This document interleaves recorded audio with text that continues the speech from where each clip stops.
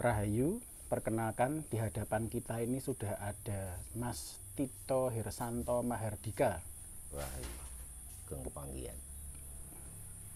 Putranipun Suwargi Kanjeng Raden Mas Haryo Tulus Kusumo Budoyo atau Ki Hajar Suryo Broto.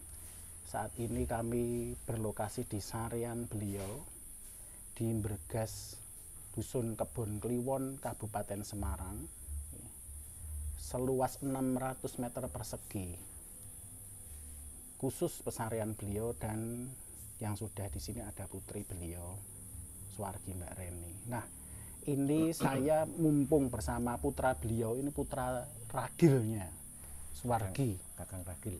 Oh, Kakang Ragil. Iya, Nyuwun pangapunten, saya ralat nomor 7 Kakang Ragil nggih. Yang Ragil nomor 8 Mas Didit nggih. Nah, ini kesempatan yang sangat berharga untuk mendengarkan langsung dari putra Suwargi Pak Tulus, Pak D Tulus nih. Bagaimana kisah hidup beliau, perjuangan beliau untuk penghayat kepercayaan, kemudian di dunia HPK, kemudian ketika beliau menjadi generasi pertama anggota DPR MPR RI yang berstatus agamanya penghayat kepercayaan tahun 1982 sampai 87, dan berbagai perjuangan beliau untuk kepercayaan terhadap Tuhan Yang Maha Esa ini gitu.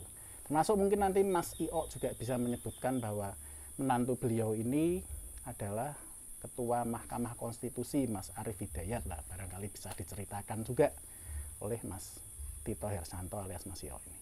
Jadi monggo, waktu wekdal saya aturkan kepada Mas I'o. Monggo Mas I'o.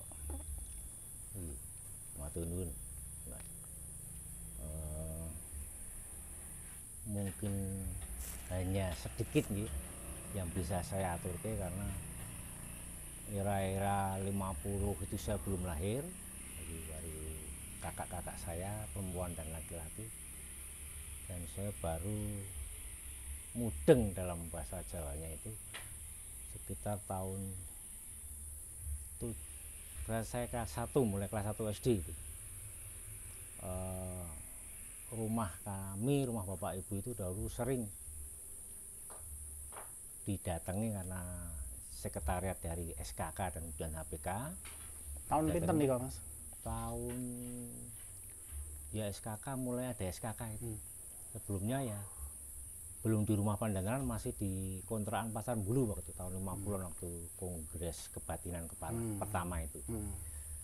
Nah, kalau dongeng itu, kisah itu dari senior-senior yang mungkin masih sugeng ya, yang seangkatan beliau atau di bawahnya 1-2 angkatan itu mungkin perso ya, perso tentang kisah perjuangan poros sepuh Jawa Tengah. Namun mungkin meloncat-loncat sambil mengingat-ingat saya dari perjuangan untuk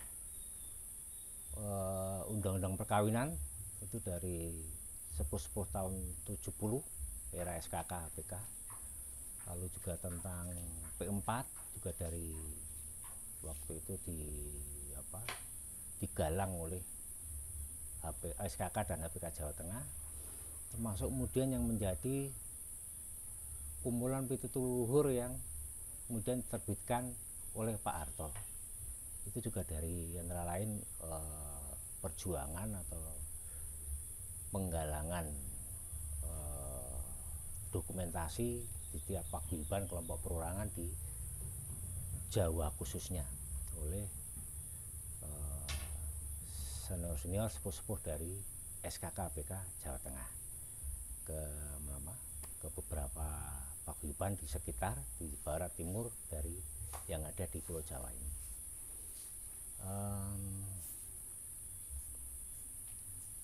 Banyak ya sebenarnya cerita tentang bagaimana tantangan, lalu restu dari para luhur pada para senior sesepuh waktu itu, antara lain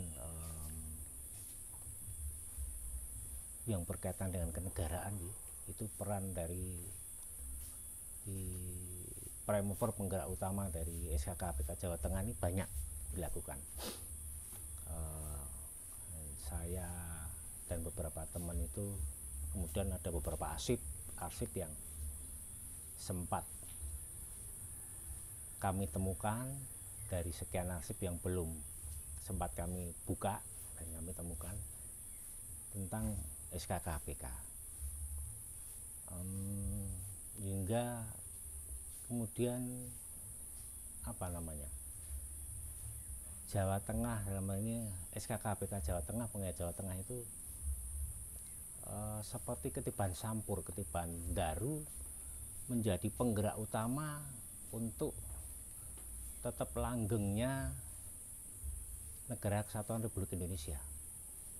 Bahkan dari salah satu dari sesepuh atau leluhur kami, guru maupun kandung, leluhur non kandung dan kandung itu yang menjadi sesepuh kebatinan atau sesepuh kepercayaan dari para tokoh nasional, antara lain Bung Karno itu dulu pernah menjadi putra didik dari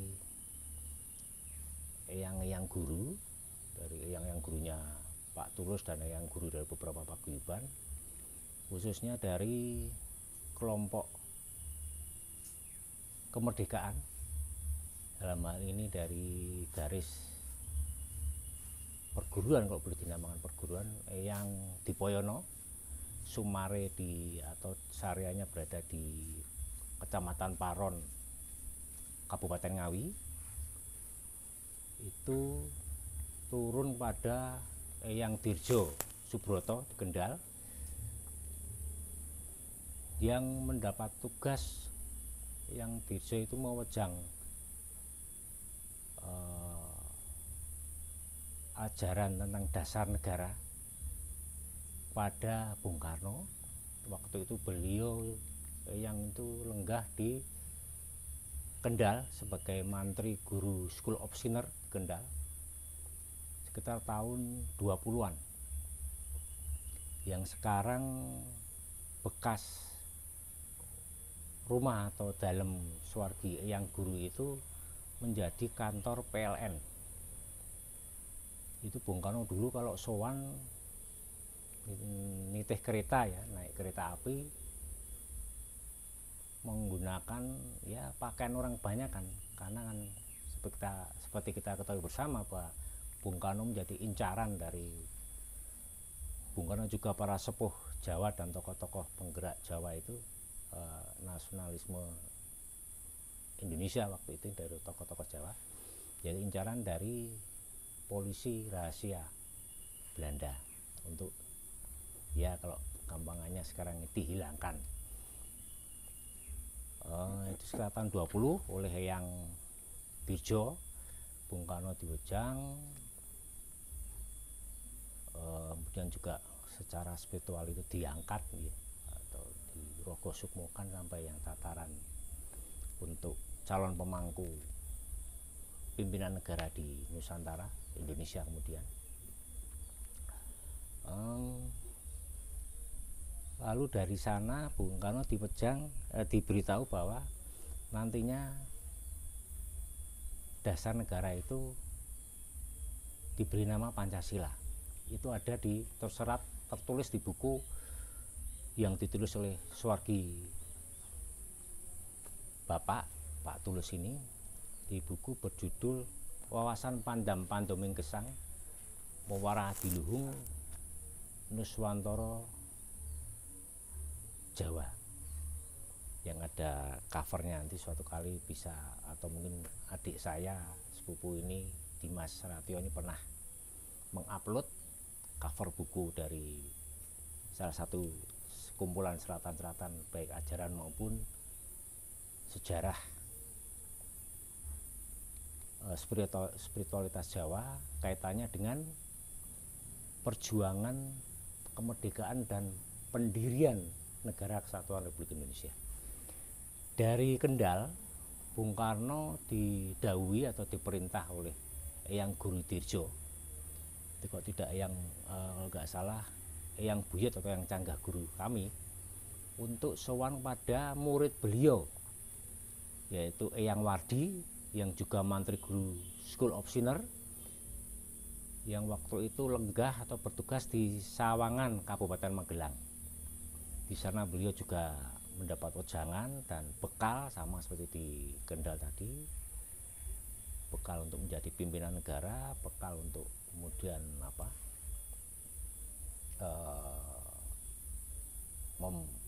menyampaikan proklamasi kemerdekaan bangsa kita.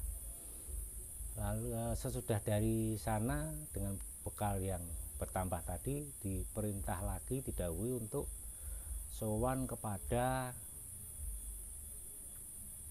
kebetulan yang kami yang Sarwadi Probo Kusumo atau Sarwadi Probo Wijoyo di daerah Bendo Gantungan, Klaten. Bung Karno ya tetap dengan pakaian setelan penyamarannya itu seringkali kok Bapak dahulu cerita waktu masih kecil menangis sendiri. Bung Karno rawuh di dalamnya eyang di Bendo Gantungan itu, agem caping pakaian seperti petani itu Bung Karno. Nah di sana ini yang dilalah yang sempat terdokumentasi oleh bapak saya dari hasil wawancara pada eyang-eyang guru dan eyang kandung itu secara singkat garis besar ajaran yang sama juga diberikan pada yang lain, hanya ini lebih sudah terkodifikasi atau tersusun menjadi Pancamukti Muni Wacana. Ada Pancajaya, Pancaguna, Pancadharma, Pancasila. Itu juga ada di buku Wawasan Pandang-Pandobeng tadi. Dan di beberapa paper-paper yang ditulis oleh Suwargi Bapak Tulus dalam berbagai kesempatan untuk presentasi penyampaian materi terkait dengan dunia kepercayaan, kebatinan, kejiwaan, maupun terkait dengan penataran-penataran di Manggala BP7 Pusat, di mana Suwargi waktu tahun 86 di antara Suwargi menjadi anggota DPR RI tahun 82-87 itu, tahun 86 Suwargi ditunjuk oleh Pak Harto untuk merangkap menjadi Manggala BP7 Pusat. Itu banyak sekali di sana memberikan ceramah-ceramah berkaitan antara spiritualitas Nusantara, Jawa khususnya, dengan menjadinya negara proklamasi dan negara kesatuan Republik Indonesia. Kemudian apalagi ya, kebetulan para sesepuh tataran yang guru, kemudian Pak D itu banyak yang berada di Indonesia di lingkaran Bung Karno, meski beliau-beliau tidak pernah kerso untuk secara resmi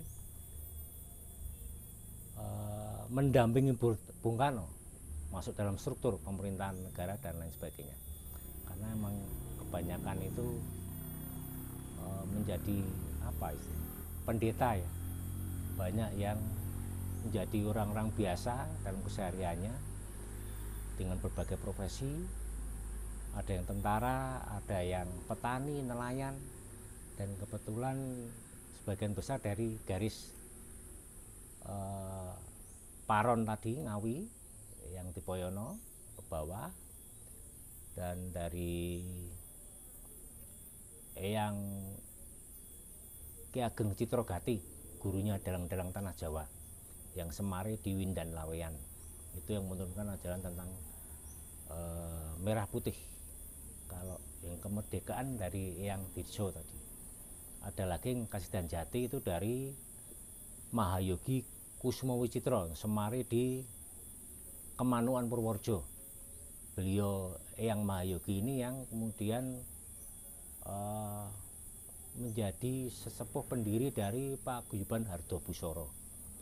Menurut cerita Bapak Suwargi, dahulu itu Nyun Sewu dari Eyang Joyoboyo Mamenang Kediri itu diturunkan kepada ketiga beliau ini, Eyang Tipoyono yang dahulu adalah masih kerabat keraton, putra dari Pakubuwono, kalau tidak salah yang keempat atau ketiga. Katanya kemudian memilih hidup merdeka, meninggalkan semua kaitannya dengan keraton, fasilitas keraton, dan lebih memilih untuk bertapa mengembara, hingga kemudian menetapkan diri untuk menetap di Paron Ngawi, Sareng daerah Paron Ngawi sana, di desa Bogoharjo tidak salah. Saya pernah ke sana 2 kali, diajak bapak yang pertama beserta rombongan Pak D guru itu sekitar tahun 79, hampir bersamaan tahunnya dengan waktu saya nderek suwargi bapak beserta Mbak Yu Barep waktu itu dalam acara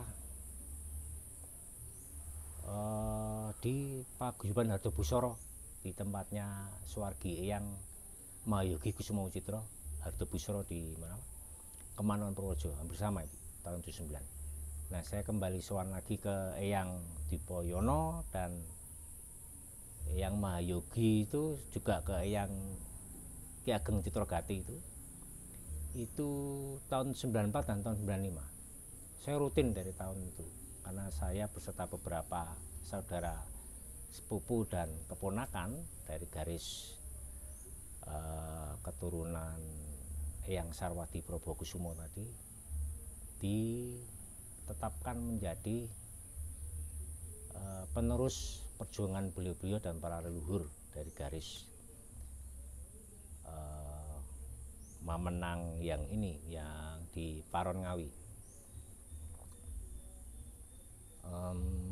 Tapi sementara ini sampai hari ini yang sudah muncul baru 2, yang lainnya masih terus dalam gemblengan barang tentu oleh leluhur dan kami-kami serta saudara-saudara yang lebih tua pada mereka. Selanjutnya apalagi nih yang mau di, oh iya, ada kisah yang baru muncul baru 2 itu tadi siapa, Mas? Yang baru 2 muncul itu saya, kebetulan yang tertua waktu itu. Yang kedua adik saya yang mewawancara ini, Dimas Ratio nih. Saya sendiri Dengan langgam atau cara berjuang masing-masing, dan baru berkumpul lagi sekarang di HPK yang di periode 2023 ini. Karena saya sendiri sudah merasa secara ragawi sudah, waduh siapa ini, saya teringat dia, lalu saya usulkan kepada DPP untuk bisa ikut ikut membantu di HPK, membantu berjuang menegakkan, mewujudkan baik melalui HPK maupun lahan-lahan yang lain, mewujudkan kemerdekaan Nusantara yang sesungguhnya dengan Pancasila dan merah putih dasarnya. Itu dulu tugas yang didahulukan pada kami oleh Eyang Dipoyono dan para leluhur yang lainnya melalui Pak D Rahayu atau guru kami, guru utama kami, Bopo Rahayu Dirjo Subroto, yang sampai sedonya itu belum pernah kepok senggol dengan wanita kecuali dengan ibunya kandung dan Mbak Yu saya, karena untuk metani ini tolong dicarikan uban saya gitu dulu, begitu Pak D Rahayu itu. Pak D Rahayu ini juga ada kisah, mungkin Dimas Ratio sudah menyampaikannya di YouTube maupun di beberapa tulisannya. Ratio itu saya nih, Ratia ya. Mardika Tata Kusuma. Ya, di kisah waktu jadikan tumbal untuk pabrik gula Cepiring, di mana beliau masih berusia 4 tahun, itu Bopo Rahayu ditaruh di bawah tumpukan ini, tumpukan kayu bakar itu dibakar. Kayu bakar tadi itu habis, Pak D Rahayu atau Bopo Rahayu ini miyos atau muncul dari tumpukan abu itu dalam kondisi masih hidup, berjalan timik-timik begitu. Itu dulu begitu. Terus juga pernah kembali jadikan tumbal dilindes atau dilindas dengan stom zaman-zaman itu ya, zaman Belanda. Itu roda stom atau jogjik kalau tahun 70-an 80-an menyebut itu. Jogjiknya tuh lewat, beliau muncul dari lindasan tadi tetap dalam posisi hidup itu ya sama, masih usia sekitar 4 tahun. Dan di usia itu juga 2 tahun sesudah sedonya yang Dipoyono di tahun 1918, jadi 2 tahun kemudiannya itu berarti tahun 20, Pak D. Rahayu atau Bapak Rahayu ini ketika sedang bermain ditemui oleh seorang tinggi besar tanpa baju, hanya memakai ini jarik, dan itu ternyata adalah Eyang Dipoyono yang memberitahu memberi gambar seperti kalau kita melihat nonton biskop itu nyorot itu, memberi gambar pada Pak Rahayu di usia 4 tahunnya itu, nanti suatu kondisi kemerdekaan itu seperti ini di awalnya. Lantas Pak D ini sudah beliau sesepuh leluhur itu menghilang, yang Dipoyono tadi, Pak D. Rahayu berlari pulang ke rumah di Kendal yang sekarang PLN itu, manggi atau menemui kakaknya Mbarep namanya Pak D. Pararto atau Bopo Pararto, bertanya pada kakaknya, "Mas, tanggal yang baik itu berapa?" 17. Bulan yang baik itu apa yang paling baik? 8. Lalu tahun yang paling baik berapa? 45. Oh ya sudah, lah kenapa kamu tanya? Itu nanti proklamasi. Ini bangsa ini proklamasi 17.845. Terus lari meninggalkan kakaknya mencari teman-temannya untuk bermain kembali seperti sedia kala. Itu waktu Pak D. Rahayu berusia 4 tahun juga. Jadi tahun 20, saudara. Banyak barang tentu para leluhur, guru-guru kita yang mendapatkan petunjuk, dan antara lain tadi garis perguruan dari kami berdua, dari garis Paron, dari Windan Lawean Kartosuro, juga mendapatkan berita dari para suci yang sudah cinandi ing awiyat jinempono ing angin.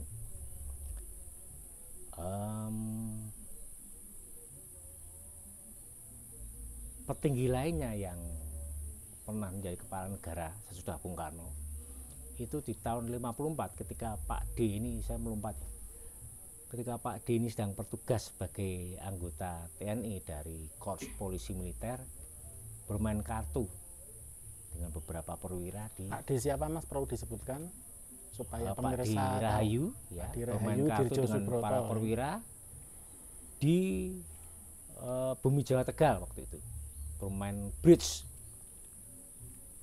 Yang para bermain ini bingung, ini permainan nggak bisa diakhiri waktu itu. Coba kita buka,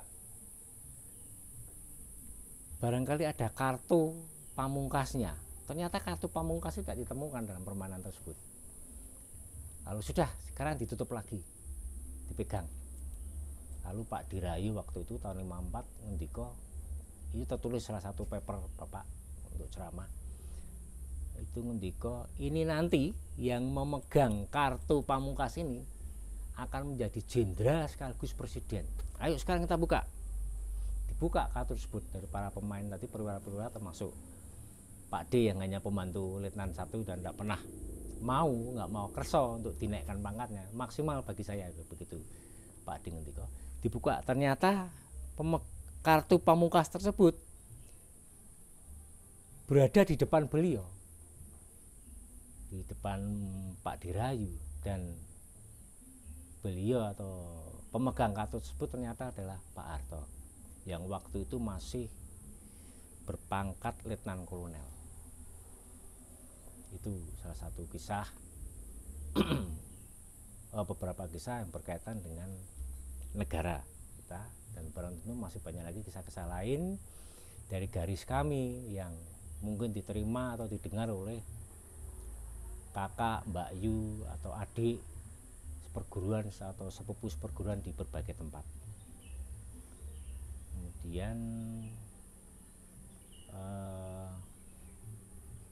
apa ini? Sesudah penugasan tahun 94 pada kami, khususnya berlima itu, beliau Pak Rahayu, ini sebagai generasi yang ketiga di seangkatan dengan Bapak saya Suwargi, hanya Pak Rahayu lebih senior karena lahir lebih dulu, lebih berkenalan dengan garis Mamenang Paron. Itu sedo di tahun 94 tanggal 28 Mei, waktu beliau sebelum sedo itu berada di kediaman bapak kami, ibu kami di Pandanaran 53 selama sekitar 40 hari lebih. Beliau itu dalam kondisi ketika ngendikan atau berbicara di depan pengurus DPD HPK waktu itu dan keluarga besar kami masing-masing itu ngendika, coba dicek ini sekarang jam berapa sih. Nah itu beliau minta, wah ini gimana ini, jarinya kok tinggal 4 kalau nggak salah begitu waktu itu, yang satu nggak ada nih. Ternyata ada pelambang tentang bahwa yang satu itu adalah ketuhanan yang Maha Esa. Dalam prakteknya waktu itu memang kepercayaan ya waktu itu, dan kelompok minoritas lainnya dalam sikon, bahkan sampai hari ini dalam sikon ketidaksejajaran itu. Lalu beliau juga ngerti kok, tolong saya dipegang pergelangan saya ini. Ternyata baik pergelangan maupun dada beliau yang kan tidak percaya sampai menempelkan ke dada itu sudah tanpa ketuk jantung, detak jantungnya, nadi sudah tidak ada. Jadi 40 hari lebih menjelang sedo atau murut ingkas dan jati itu, beliau setiap hari kita cek gitu. Saya bersama bapak ibu juga saudara kandung dan sepupu itu mengecek nadi dan jantung, memang betul-betul nggak ada detaknya, nggak ada denyutnya. Itu membuat kita ya, terutama yang muda-muda yang kecil-kecil itu terheran, kok bisa ya, harusnya kan biarpun sekecil selembut apapun ada ketuk jantung, denyut nadi itu. Dan beliau sedo waktu kami masing-masing sedang sibuk dengan kegiatan kami yang sekolah di Mas Ratio waktu masih SMP. Saya waktu itu sudah mengajukan skripsi karena saya masuk tahun yang kelima di Fakultas Hukum Undip, dan asik dengan kegiatan kami masing-masing. Ada yang bekerja, ada yang sedang sare karena melek berhari-hari. Ternyata Pak D itu sedo sembari duduk di sebelah meja marmer di kediaman Bapak Ibu Tulus waktu itu. Sekitar ibu saya itu yang menangi, yang mengetahui itu karena permisi lewat ya, mau belanja membelikan makanan kesukaan Padi waktu itu di pasar. Nyun sewu Kamas, coba di tenganu itu Pak D masih sugeng gitu, tapi diem saja gitu, ambil senyum gitu. Nah, kontur dari pasar kok dari tadi 1 jaman kok duduk di situ nggak berubah-berubah gitu ibu gitu. Terus ibu memberitahu bapak, Mas, loh kok di telunjuknya di Nyun Sewu taruh di grononya gini di dekat lubang hidung, ternyata sudah tidak ada hembusan nafas. Ya, diperkirakan dia Pak D itu situ sekitar perlintasan antara jam 6 ke jam 7. Yang rombongan datang pertama dari keluarganya di Mas Ratio ini sama beberapa pengurus paguyuban di Bali Bapak semua pada kumpul. Saya waktu itu yang paling terlambat karena sedang mengantar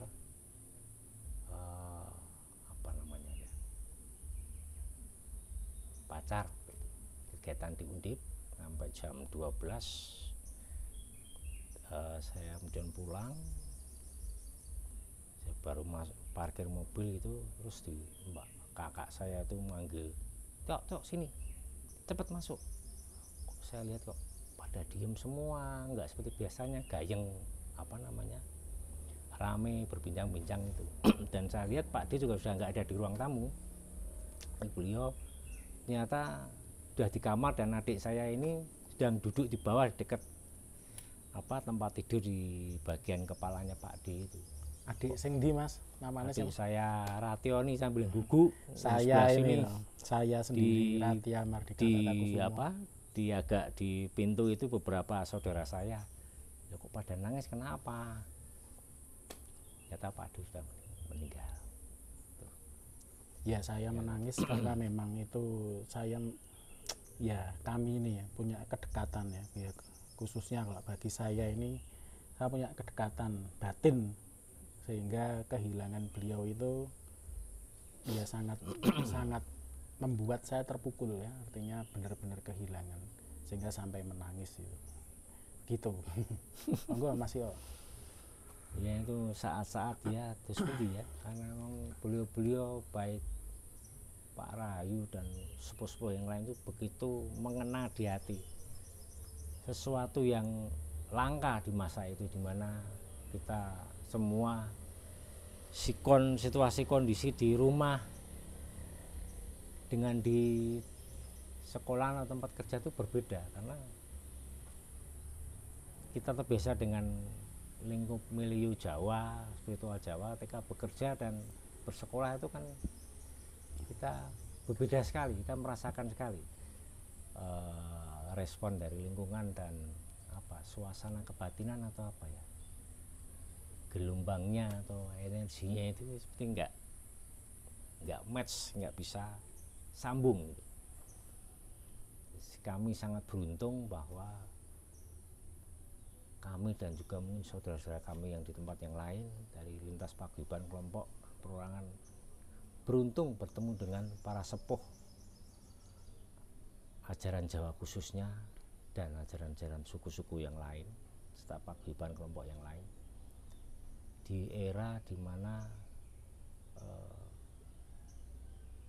pressure atau tekanan untuk beragama manca bangsa mancanegara itu demikian kuat, yang sampai detik ini masih sering muncul bergerilya di berbagai daerah di seluruh penjuru Ibu Pertiwi. Mungkin itu dulu di Mas Ratio. Di lain waktu kita bisa bersama saudara-saudara seperguruan lintas paguyuban yang lain bisa saling memberikan kesaksian tentang bagaimana waktu itu SKK, HPK atau generasi pra SKK yang kemudian masih berlanjut sampai era HPK tahun 90-an perjuangkan dan menjaga Merah Putih dan Pancasila ini dengan segala suka dukanya, harta benda nyawa pun dipertaruhkan dan tetap guyup rukun. Itu yang sangat membanggakan. Tidak ada yang berbuat ingin lebih unggul dan sebagainya. Semua segala sesuatu pasti tempuh dengan permohonan petunjuk dari Yang Maha Kuasa dan dari para leluhurnya. Baru sudah itu disampaikan ada beberapa pilihan, lalu secara material, sosial, keorganisasian dibahas dalam mekanisme tadi. Ini harus bagaimana, apa dan sebagainya. Ngatur nuwun di Mas Ratio dan para pemirsa. Matur sangat nuwun, rahayu, jaya ngurip, merdeka. Merdeka. Nggih, mekaten nika video pembabaran mengenai riwayat sejarah hidup swargi Kanjeng Raden Mas Haryo Tulus Kusumo Budoyo dan komunitas pendukungnya atau sesama pejuang dan SKK sesepuh Kongres Kebatinan sesepuh penghayat kepercayaan Jawa Tengah yang waktu itu sugeng dan menjadi tokoh-tokoh sentral dari para penghayat kepercayaan waktu itu. Ngaten matur nuwun Mas I'o. Nggih, sami-sami. Nuwun rahayu. Rahayu.